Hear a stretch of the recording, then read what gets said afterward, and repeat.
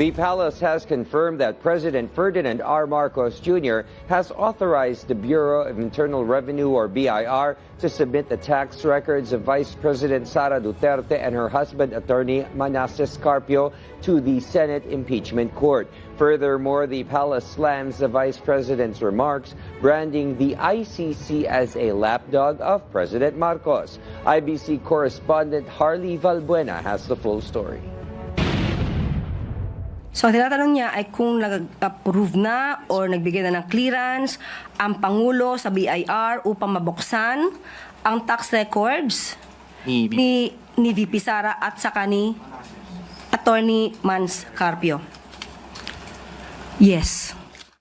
This was the confirmation of the palace amid the ongoing impeachment trial of Vice President Sara Duterte. Palace Press Officer Undersecretary Claire Castro earlier said that the president will not meddle with the impeachment proceedings as he himself is an impeachable officer. But Yusek Castro assured that the president always follows the law and due process, as she stressed that the public needs to know the truth behind the tax records.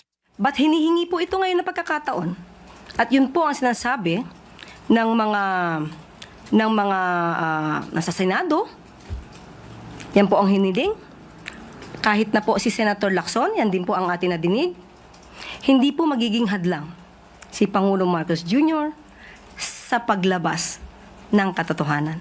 BIR Commissioner Charlito Mendoza also confirmed that they have already received the authority from the president without divulging further details. Boxes of documents including other financial documents of VP Sara and her husband Attorney Mans Carpio are already at the Senate. This was first subpoenaed by the Senate Impeachment Court for the impeachment trial. Also received by the upper chamber were other bank documents. We really want to find out, the senator judges wants to find out na kailan ba nag-umpisa ito yung kanyang wealth. The palace insisted that the move of the president was not politically motivated.